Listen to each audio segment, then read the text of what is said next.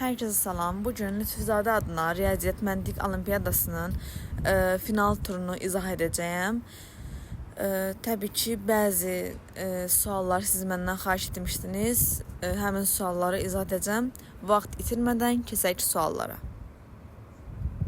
İlk öncə mən 8 nömrəli sualın izahını etmək istəyirəm. Şərti oxuyaq ilk öncə. Xarab olmuş bir kalkulyatorda yazılan hər hansı ədəddən sonra plus düyməsini toxunanda həmin ədəddən başlayaraq ardıcıl 3 ədədin cəmini verir. Misal olaraq əvvəlcə 5 ədədi yazılır, ardınca plus düyməsini toxunanda ekranda 18 ədədi görünür. Yəni 5, 6, 7 bunların cəmi 18-dir buna görə. Buna görə bu kalkulyatorda yazılan bir ədəddən sonra ardıcıl olaraq 3 dəfə plus düyməsindən toxunanda ekranda 255 yazılır. Bu yazılan ədəd neçə idi? Kalkulyatora əlavə olunmuş rəqəmi x ilə işarəli. Birinci mərhələdə bir qoyuram. X-dən sonra plus düyməsini basanda alınan rəqəm x-dən bir böyük rəqəm nə qədər eləyir? X plus 1. Ondan da bir rəqəm böyük, x plus 2. Bu da nəticə olaraq 3x plus 3 verir.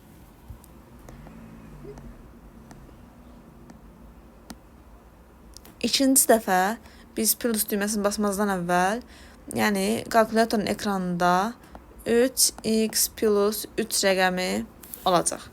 Və biz bunun, bu ədədin özü ondan bir vahid böyük, bir də 2 vahid böyük ədədlərin cəmi yazacağıq. 3x plus 3, 3x plus 4, 3x plus 5. Bunların cəmi 3 dənə x var, 9x, 3, 4 və 5-in cəmi isə 12 eləyir. Üçüncü dəfə, üçüncü proses, demək, plusu basmazdan əvvəl ekranda 9x plus 12 rəqəmi olub. Biz yenə 9x plus 12, 9x plus 13, 9x plus 14. Bu rəqəmləri topladıqda edəcək 27x və plus 39 yaza bilsəm, 39. 3 dəfə plus düyməsindən toxunanda ekranda 255 yazılır. Biz də 27x plus 39-u bərabərləşdirəcəyik 255-ə. Buradan 27x bərabərdir 216, x isə bərabərdir. Buradan 216-nı 27-yə böldükdə nəticə 8. Və bizim ilk kalkulyatora daxil etdiyimiz rəqəm x olduğu üçün, yəni x-i də tapdıq. Demək, düzgün cavab 8. Yəni C variantı. 9-cu sual. Mən 9-cu sualın şərtini oxumazdan əvvəl bunu bildirmək istəyirəm ki, bir əvvəlki videoda paylaşdığım, daha doğrusu shorts videosuydu. Həmin videoda paylaşdığım sırf bu sualın cavabı yanlışdır. Texnik bir xəta olub. Və bunun izahını buradan paylaşaraq düzgün cavabı göstərəcəm. Şərti keçək. Aşağıdakı şəkildə ən aşağı hissədəki 3 kvadratın daxilinə hasili 990 olan 3 müxtəlif natural ədəd yazılmalıdır. Yan-yana 2 kvadratın daxilinə yazılan ədədlərin cəmi bu 2 kvadratın üstündəki ortaq kvadrata yazılır.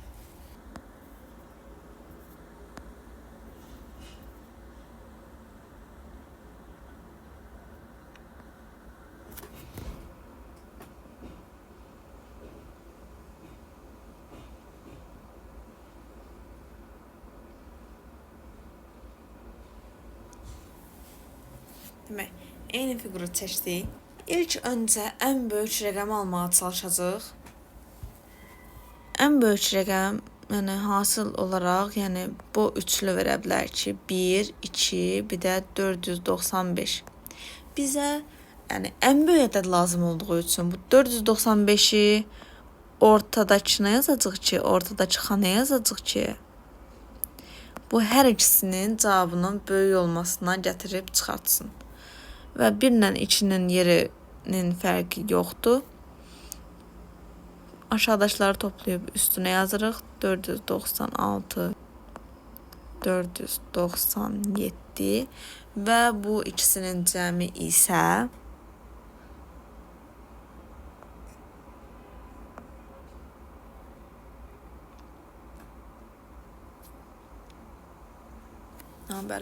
993 nəticəsini verir. Demək, biz maksimum 993 rəqəmini ala bilərik. Bu bir kənara qalsın. Minimumu. Hasili 990 verən mənim fikrimcə minimum alınması üçün 9 vurulsun, 10 vurulsun, 11 olur. Və biz burada minimum nəticə almaq üçün 9-u ortaya yazacaq.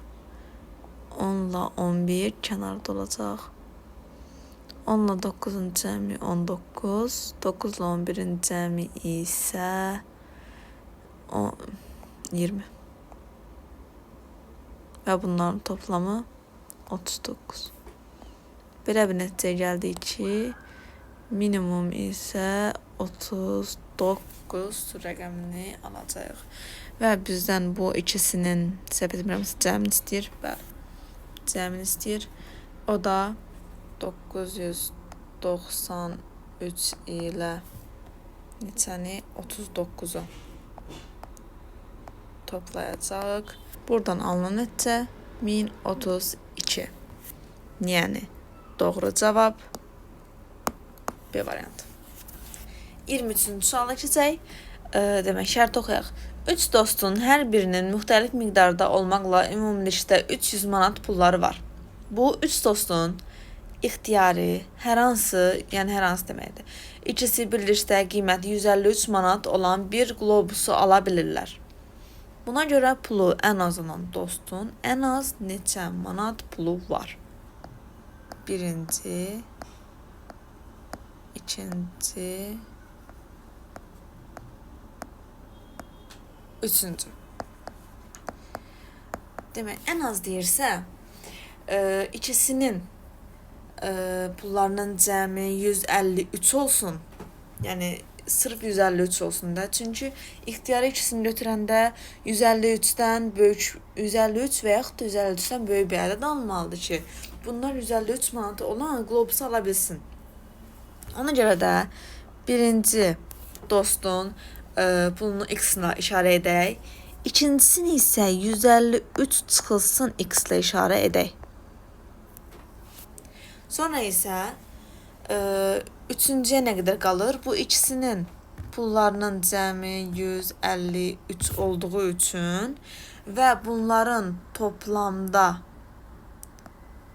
300 manat pulları olduğu üçün üçüncü dostun pulu olmalıdır 147. Demək, biz x-i elə bir ədəd götürmək lazımdır ki, x da, yəni birinci dostun isə ən az pulu olan şəxs budur. X elə bir ədəd olmalıdır ki, ixtiyarı ikisinin pullarının cəmi 153-dən böyük olsun. Bunun üçün 1 ilə 2-ni yoxlamağa ehtiyac yoxdur.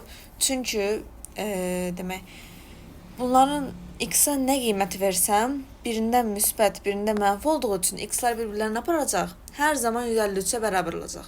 Ona görə 1 ilə 2-ni yoxlamağa ehtiyac yoxdur. 2 ilə 3 də yoxdur. Niyə? Mən x-i ən kiçik olan işarələmişəm və 153 çıxılsın x və x da qiymət aşağı olduğu üçün x, çünki variantlardan da baxa bilərsiniz ki 5, 6, 7, 8 kimi qiymətləri var. Yəni hər ehtimalda ikinci şəxsin pulu 140-dan yuxarı olacaq və bu o deməkdir ki, ikinci və üçüncü şəxsin pullarının cəmi də 153-dən böyük olacaq. Yəni bu konkret görsənir də. Bizim üçün lazımlı olan birinci və üçüncünün pullarının cəmini x plus 147-nin cəmini 153'dən böyük bərabər olmalıdır ki, demək bunlar 153 manat olan qlobusu ala bilsin. Burada bizdən ən az istədiyi üçün x plus 147-ni elə 153-ün özünə bərabər edəcək. X da 153 çıxılsın 147 edər. Bu da buradan da nəticə 6 alınır. Və cavab B variantı. Demək, indi isə keçək 24-cü sualın izahına. Boyunbağındakı səhra rəngli muncuqların ümumi çəkisi, mavi rəngli muncuqların ümumi çəkisi bir-birinə bərabərdir.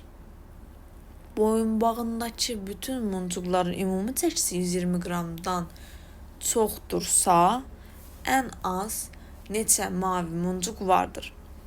Bizə ən az istədiyi üçün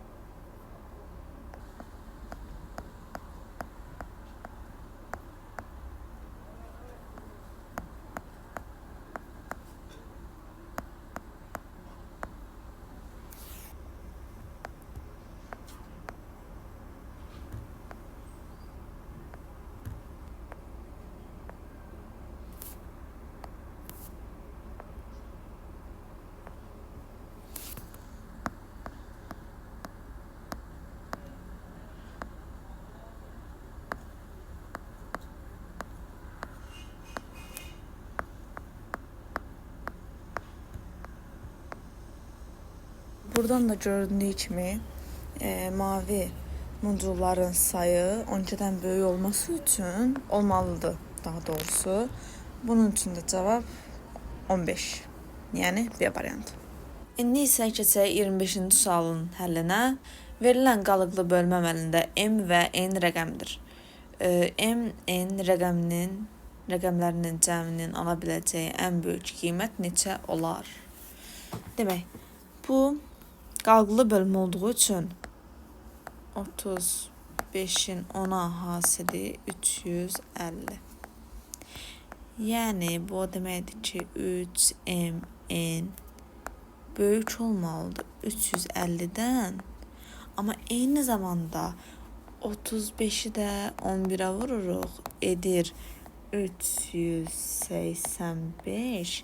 Eyni zamanda 3mn kiçik olmalıdır 385-dən.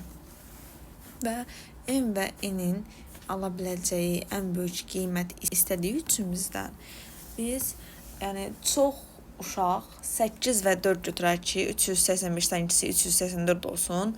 8 ilə 4-ün cəmi 12 və beləliklə 12 rəqəm işarələyərək səhvə yol verirlər.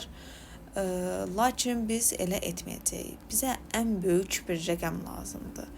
Bunun üçün istəsəz bir-bir də yoxlaya bilərsiniz. Yəni, mən suala baxan kimi ilk ağlıma bu gəldi ki, əgər ən böyük istəyirsə, M və N, bu ikisindən biri 9 olsun ki, mənə maksimum bir nəticə versin. 390 neçə ola bilməyəcəyi üçün, çünki bu zaman cavab 11 alınır. Sonuncu təklik rəqəmi 9 olsun. Əvvəlinə də maksimum 89 yaza bilmirik ki, 85-dən kiçik olmalıdır. 79 yaza bilərik. Bu da ona gətirib çıxır ki, M 7, N isə 9-dur. Bizdən ən böyük istədiyi üçün belə yazdıq. Bir daha deyirəm. Və cavab 16. Düzgün cavab B variantı. Bu qədər videomuz sona çatdı. Növbəti videoya qədər sağ olun.